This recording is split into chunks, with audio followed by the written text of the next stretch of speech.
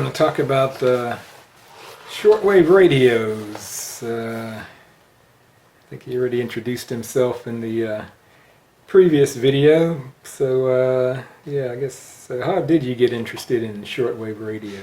Yeah, I guess, well, we have pretty much the same story. I don't remember exactly. We were probably 13, 14 years old, and we got this multi-band radio. I don't even remember where we got it, why we got it, and then it was a kind of no-name brand. I don't even remember the name, Electrophonic or something like that. And we found out it had a shortwave bands on there, and I don't know if we knew what shortwave was. But started listening to that. Yeah, spent many an hour listening to that. Fascinated that we could hear stations coming in from all over the world, South America. What I remember John Dombroa. He's I guess a classmate of ours. I remember I went to his house one day. He had this kind of cool looking radio on a desk by the side of his bed with all these buttons and knobs. Yeah, and I guess I asked him what that was. I think he said it's like some multi-band radio. Oh, So I think I ended up asking our parents if they could get us one. oh really? Oh, maybe. I think Uncle Ronald was the one who actually bought that one that you're talking about. Then later we got that GE. Oh, the GE, I remember. That I started using, and you were using the other one. Yeah. So I think that's how we got into it, but not knowing anything about shortwave, CB, VHF, whatever you could hear on that. So that's, I think, sort of how it got started. You know, we had twin beds and sharing the same room, so you had the GE radio, and we would kind of, I don't say competing, but hey, I heard this, can you hear it on your radio? Yeah, and then it was like, who can hear the most stations from most countries, and up at the wee hours of the night trying to hear some exotic DX. And so it was, yeah, fascinating as a little teenager in the U.S., and just opened up the whole world to you. Yeah, I've heard like shortwave is an armchair to the world. You learned a lot about geography, other countries, languages. But yeah, I'm just going to do a separate video, because looking back, I'm like, how did we ever figure out, you know, what the frequency was that we were listening to? Because with this analog dials, you couldn't tell that. So you either had to listen to the station that they announced it, or there's some magazines and all the resources we had to use to try to figure out, you know, frequencies, what the station was. So now it's a whole lot easier these days. But yeah, I was thinking about that. So I guess what did you like about shortwave, and kind of kept your interest in it over quite a number of years? Well, I loved just the international aspect of it, you know, being able to kind of interact or have interactions with stations from other countries, and places you probably thought, hey, I'd never be able to go there, or have interactions with countries like that. And then there's another thing was you could write to the stations. That kept it real cool. And then they would, you know, get a QSL card, but not only that, they would send you pennants or stickers, sometimes magazines and other literature from the country. So we'd buy those IRC coupons, International Apply coupons. Send that, and you'd be waiting, you know, for the mailman to come, because I'm going to get an envelope or something from Radio Moscow or Radio Nederland, and you could put that on your wall on the map, world map, and you can kind of document. So it was just fascinating as a kid, getting all this stuff. I remember, Radio Moscow had a program called What is Communism or something, or Communism Now, and it's like, didn't know anything about that, but I'm, hey, what are they talking about? Or radio, they called it back Peking, not Beijing back then. Yeah. Kind of pushing their propaganda, but yeah, as a kid, it was just totally new and kind of just interesting, fascinating. Exciting. Yeah, I was thinking about that.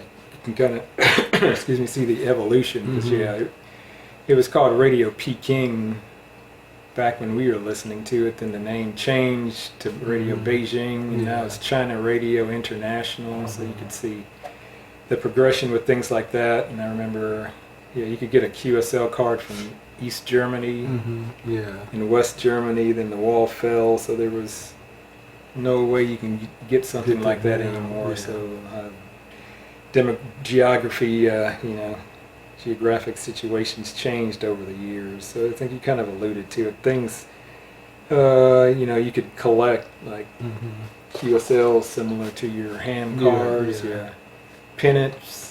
We'd send you calendars. Remember one of the things that I sort of coveted the most, I got some kind of newspaper from Radio Pyongyang in North Korea. Of course it was, their kind of propaganda newspaper. But you still have that? Yeah, I misplaced it. It's somewhere in the house. But they actually sent me a pennant too that I have from them. But yeah, I just say that was kind of an interesting story how I actually got that, because you couldn't go to the U.S. post office and mail a letter to North Korea. I think I actually went, and the lady said, they don't appear in our system. So I guess I found maybe through some magazine or maybe NASWA or somewhere, I think some guy in Germany, somewhere in Europe, said, hey, send me the letter you're going to send to Radio Pyongyang. I'll send it for you, get it, use his address, and then send it back. So that was pretty nice. You didn't charge anything extra for that. I guess just a fellow shortwave listener trying to help some other shortwave listeners. So it's probably the most work I ever did to get a reply from anybody. Sometimes you get little pins too, and little pins. Calendar, cards, a bunch of stuff. Some stations had their own like little magazine. I remember Radio South Africa, I used to get those. I think Czechoslovakia had their own like life in Czechoslovakia or something like that. I remember something colorful like that. Pictures, So that really kept it interesting.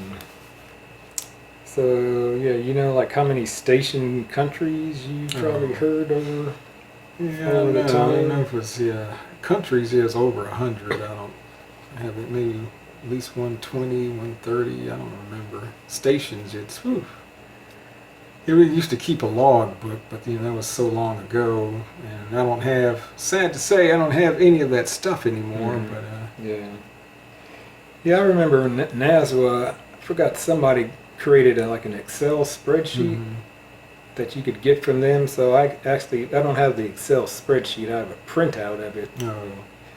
Somehow I kept it, so I went and looked. Yours would probably be similar numbers, but at the time, I think it's probably more than this, but at the time I printed it, I heard 120 countries, verified 66, heard 188 stations, that's probably about right, and verified 77. I had 90 QSL cards and 20 pennants, so it's definitely it's a lot more now, because that was back in the 70s, 80s. I guess now, since we started listening 2 or so years ago, there's some different stations on the air that I know I've heard, but that's quite a lot once you think about it. Yeah. So what kind of radios? You talked a little bit about that. Did you buy over the years? Yeah, we had, start off with that no-name brand, and then I remember we had a Panasonic.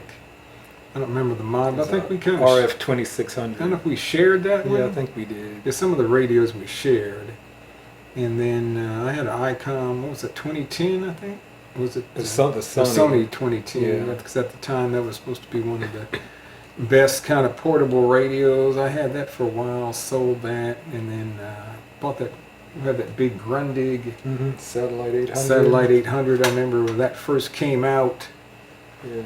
Went down to Sharper Image in the Galleria Mall. I don't know if you had gotten it first or told me about it, and I quickly zoomed on down there. I remember to get mine. And I remember when they announced that radio was coming out. Yeah, we were jumped on that. Because that was a big deal. That was like the best shortwave communication radio I ever bought in my life. So it was pretty big too, huge size-wise. And then I think one of the last ones I bought was this Sony ICF SW7600G. This was supposed to be one of the best, portable shortwave radios at the time. This was probably back in the 80s, 90s maybe. Yeah, probably. So I'm not sure how how I kept this, because I, maybe packed it away and moved several times in life and stuff like that. So, and it still works. The batteries, I had batteries that kept in and kind of gotten corroded, so they try to clean that out so the batteries don't work in it. I gotta use the charger, wall charger. But you did a video on this. Yeah, I that did we'll have on the channel. Yeah, and it's still picked up fine. Probably almost just as good as the Texan. And this is another one I got maybe last year. I think Gerald was telling me about it. And yeah, I did some research, and this is a Texan PL880, probably one of the best shortwave radios, because it also has SSB on it. Yeah, it's a real good radio. And I guess recently I was on, I think it was on YouTube or somewhere, YouTube, and I think they were talking about portable shortwave radios, and this guy started talking about the Chodosin. I never heard of it. Apparently it's a this one's DX286. This one's fairly new. There was a one before this, I know it's S something 286. This is the newer model. This just maybe came out about within a year or something like that.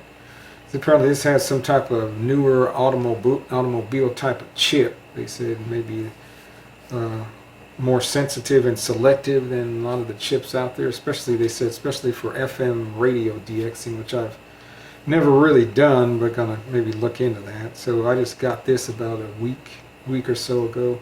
I like it. It's real small. It's real powerful. Yet AM, shortwave, long wave, FM. Only thing it doesn't have SSB.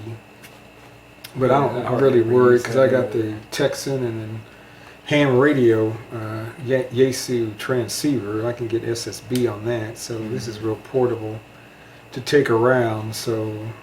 And an interesting story, there's a guy from South Africa was talking about has a shortwave channel, and was talking about that. He said he actually emailed and had a back and forth with the brother of the gentleman that made or designed the Chodosin radios. Apparently he worked for Texan for 10 years, so he's got extensive background in shortwave radio design, so he decided to go ahead and make his own radio, so it's got a good track record. It's not some fly-by-night company. So I'm really impressed with all three of those radios, portable radios.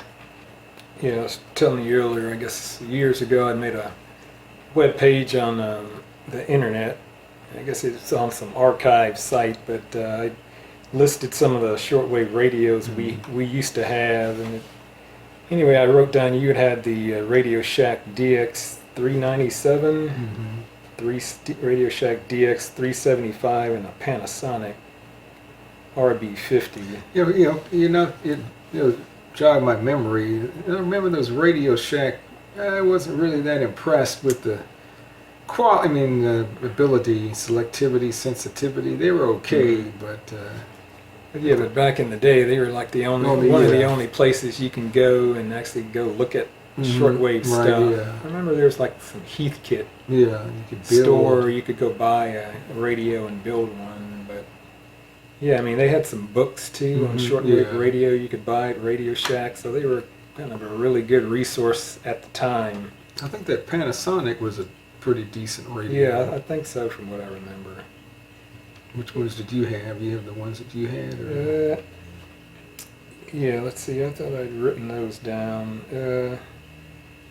Yeah, I had that first multi-band GE radio. That was a good little radio. P4970 10-band radio, and I also had the Radio Shack DX390, the Radio Shack DX360, then that Panasonic RF2600. Yeah, that was a good radio. I like with that cool, like a blue frequency readout. Yeah, I had some Sanyo MB60A. I don't really remember a whole lot about that radio. I don't think I really used that a whole lot. I also had the DX397. Also had that Grundig Satellite Millennium 800 and Grundig S350. That wasn't really that great of a shortwave radio. I remember years later, I guess this Kaito brand came out. Okay, yeah, vaguely Kaito remember that. 1101 that was supposed to be pretty good for the time, but yeah, I don't remember a whole lot about that. And it's like I had some Sangean radios as well.